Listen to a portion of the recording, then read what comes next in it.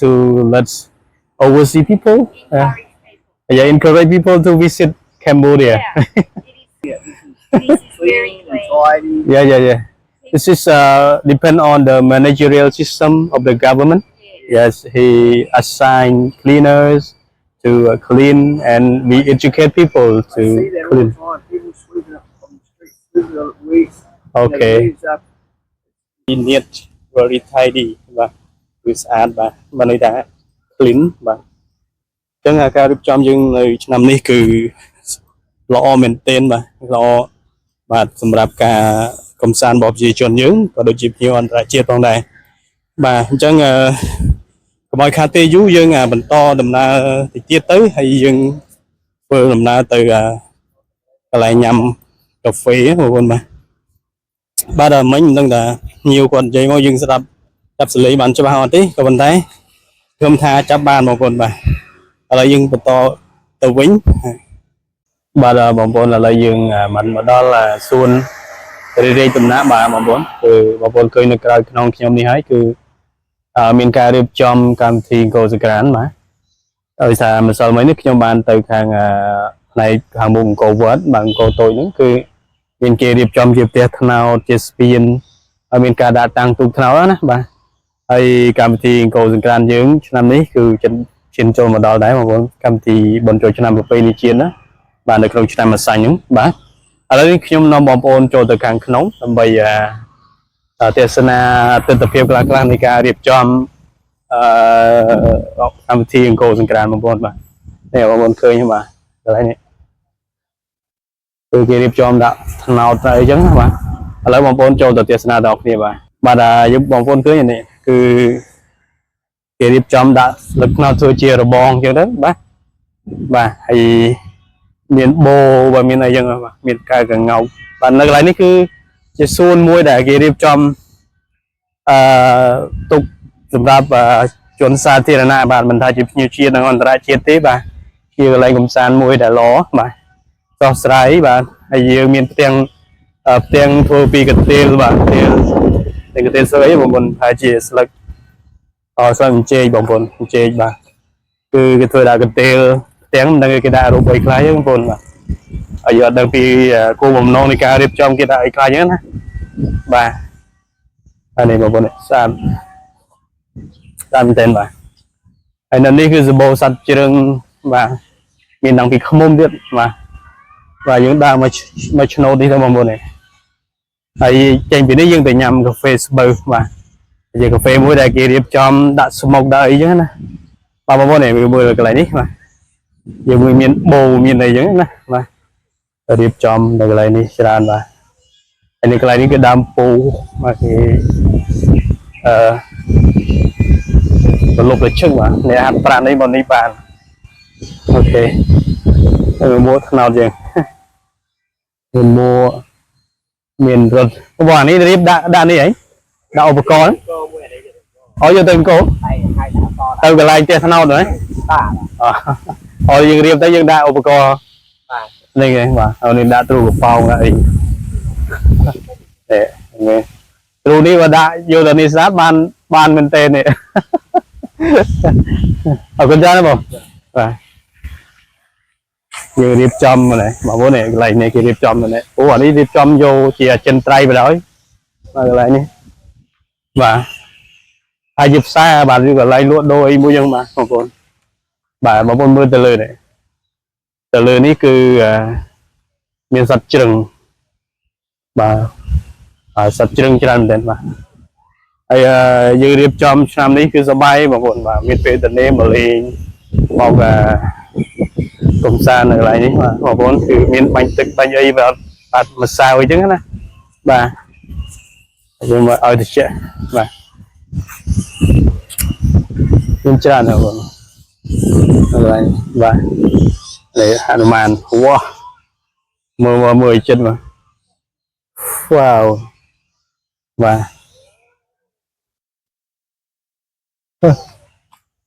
ទមានរៀបចំបាទច្រើនបាទតែបូបាទពីលើអញ្ចឹងណាបងបាទហើយយើងកំពុងរៀបចំហើយនៅខាងអង្គរគេរៀបចំផ្ទះថ្នោតស្អាតមែនបាទថ្នោត ហើយឥឡូវយើងដើរមកខាងនេះវិញបងប្អូនដើរមកខាងនេះវិញយើងឃើញប៉ុណ្ណឹងហើយទីទៀតខ្ញុំនឹងនាំបងប្អូនទៅកាន់មាត់ស្ទឹងបាទមាត់ស្ទឹងសៀមរាបតានៅមាត់ស្ទឹងយើងមានការរៀបចំអ្វីខ្លះចឹងណាបងប្អូនបាទព្រោះនេះគឺក្នុងឆ្នាំ2025នេះឯងឥឡូវយើងបានមកដល់កន្លែងនេះហើយយើងបន្តទៅមាត់ស្ទឹងទៀតហើយយើងទៅញ៉ាំកាហ្វេតគ្នាបាទ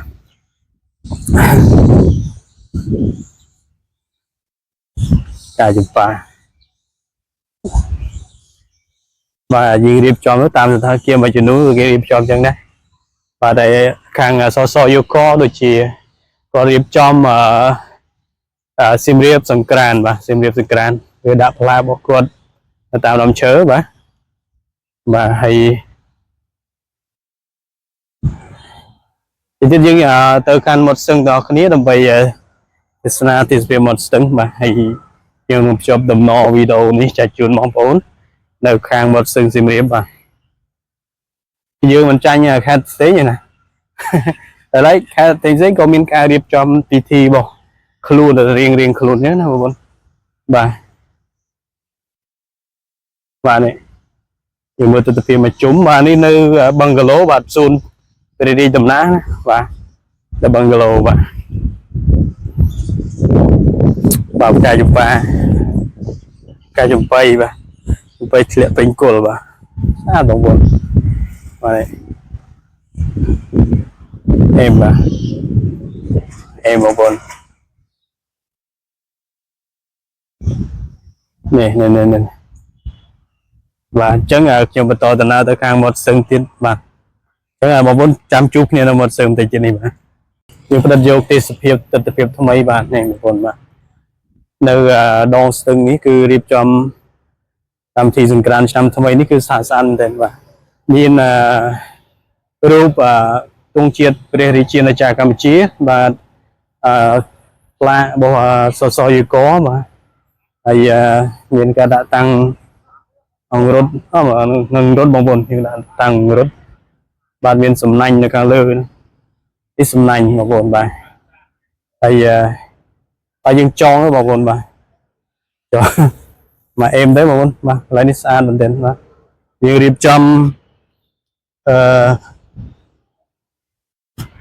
មានកន្លែងនេះដូចនៅសង្ហបុរីបងប្អូនបាទកន្លែងនេះដូចនៅសង្ហបុរីគឺមានភ្នាក់ដៃអញ្ចឹងទៅញៀវគាត់មកលេងអញ្ចឹងទៅបាទគឺកន្លែងទេសនាកម្មវិធីដូចជាបុណ្យអុំទូកអញ្ចឹងយើងមានកន្លែងទេសនាការបណ្ដាំងទូកអញ្ចឹងណាបងប្អូនបាទឥឡូវនេះមកអេមបាទហើយយើងមានមកលុបឈើនៅតាមមាត់ស្ទឹងអញ្ចឹងណាបងប្អូនបាទការរៀបចំហ្នឹងគឺស្អាតមែនទែនបាទហើយមានការរៀបចំ Hello good morning beautiful days we are celebrating Khmer New Year next this month are you still staying here No, we go home today. oh you are going back home Yeah. where are you from Melbourne. oh from Melbourne Australia wow very nice Australia Yeah, I like Australia we love it here too. all right okay Yeah. how have you been here you've been here very often Well, no, this is our first time and we've been here for 5 days. oh 5 days It was beautiful. we We had a lovely time and we come back. all right you are coming back here again hope to see you Thank you. actually I went for the airport Yeah. and I just like taking the video of our Cambodia view Oh, lovely. yeah so I just upload to my YouTube channel Oh, thank in order to let overseas people encourage people. encourage people to visit Cambodia Yeah. It is so different to what we thought. yeah very yeah We've done Ankle, north, middle, and lower Vietnam. oh and then we came to here. all right okay Doing them here, and we went to Angkor Wat the other day. That was amazing. yeah amazing Yeah. in front of Angkor Wat temple we are decorating with a Khmer traditional house that is made by palm trees and palm. Oh, To do work on that, and it was incredible. okay. Yeah, really fantastic. Were you recommended by the tour guide to visit the celebration, the decoration there? No, we had a time frame that we could only come away for. So we managed to do a trip that we could do Vietnam, in Cambodia, and home. The holiday, the tour was Vietnam, but Yeah. we had Cambodia. Cambodia at the end. And we Oh, decided- this is the final destination. Yes, All right. that's right. Yes. How do you find different between Laos, Vietnam, and Cambodia? So, what are the differences? Haven't been to Laos. Oh, you haven't been. But we went to north, the middle, and the south of Vietnam. North, middle, and the south of Vietnam, Yeah, and then Cambodia. Cambodia. Right.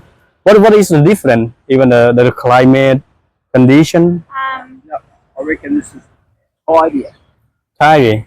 Tidy. In Vietnam, we'd walk along and there'd be broken footpaths and rubbish everywhere. All right. Okay. Not here. This is This is very clean and clean. tidy. Yeah. This is depend on the managerial system of the government. Yes. Yes, he assign cleaners to clean, and we educate people I to see that all clean. the time. People sweeping up on the street, sweeping up weeds. Okay. Leaves up. Whereas Very tidy. Okay, very tidy. Yeah. there's rubbish everywhere. But it is a bit hot for you, I think, because the weather is very hot Very in hot. Cambodia. Yeah. It is summertime. Yeah. We go back to Melbourne and it's quite cool. Cool, yes. Get out all 20 degrees. 20 degree, right? But not the humidity. We don't have the humidity in Melbourne. Okay, I see. I the see. northern part of Australia. Okay. It's like that. Humid. Humid. Humid. We're happy with the weather. Yeah, And- We can handle it. How about the food in Siem Reap? lovely. Lovely, right? Have you, Chandri tree, the Chandri tree. We went there and that had this last night. Beautiful food. yeah. Could you mention some type of food that you taste last night? Spring rolls. Yummy Spring roll, yummy spring roll, right? The fried The- rice. Rice is beautiful, fried rice. And I love the papaya salad. Papaya salad. Yeah, very nice. Oh, you like papaya salad? I you love- like amok fish or not? Papaya salad. Yeah, Love it. papaya salad. Yes. And have you heard about amok fish? Yes, I did taste the fish as well. All right, okay. You like fish or not? I did like the fish. Okay. I did. So you are leaving Siem Reap today? What time? Yes, we're leaving about 3 o'clock. 3 o'clock. Yeah. Maybe we'll see you there at Yeah. the airport. Maybe we will. So we've got to fly to Ho Chi Minh Ho Chi City Minh. Oh. and then to Melbourne. then wait a couple of 3 Oh, hours. Ho Chi Minh City, 3 o'clock. No, we go Here we at go 3 Siem o'clock. Reap at 3 o'clock. Yeah. Oh well, we leave the hotel at 3 o'clock. All right. So And I think your about departure 6. time will be at 6:30 6, or that's 20. right. Yes. All that's right. exactly Okay. With right. Vietnam Airlines. Yes, Yeah. that's the one. Hope to see you. Yeah, you maybe see us. Okay. Yeah. What's your name? My name is Kristen. Kristen, and you? Christine Oh, Yeah. Kristen, right? and mine's Dennis. All right. Okay. Nice to see you here, And lovely to and see you. wish you a pleasant flight today. Thank Yes, you thank so you very much. much. You have a great day. Okay. Thank you very much. No? Bye. Yeah. Bye bye.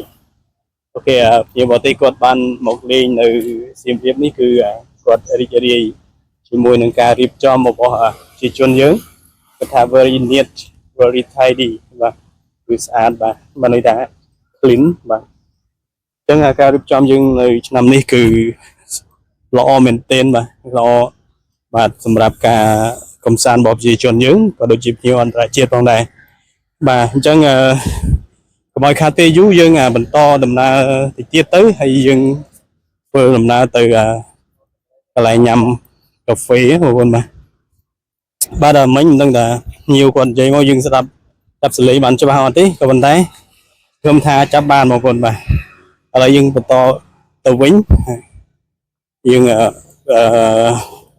ទៅញ៉ាំអីតិចតួចបាទព្រោះយើងចិត្តដល់ម៉ោងចូលធ្វើការផងដែរអញ្ចឹង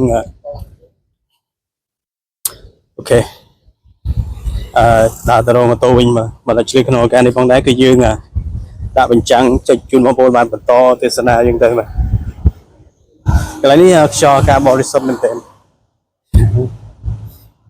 បាទបងប្អូនយើងក៏ជ្រោកលុបបាទដល់ម៉ោងបាយល្មមហើយរៀបចំនៅសៀមរាបឆ្នាំនេះគឺតាំងពីកម្មវិធីបនំទូកបាទដល់ឥឡូវក៏នៅតែស្អាតបាទខ្ញុំតទៅទៀតបាទគឺក ន្លែងនេះយើងមើលឃើញថាដូចនៅសង្ហាបុរីបាទគឺរៀបចំស្អាតអញ្ចឹងខ្ញុំមានអ្វីច្រើនតាមទេគឺសូមឆ្លើយតែប៉ុណ្្នឹងសិនចាំមើលទៅដល់កន្លែងហាងកាហ្វេទៀតបាទ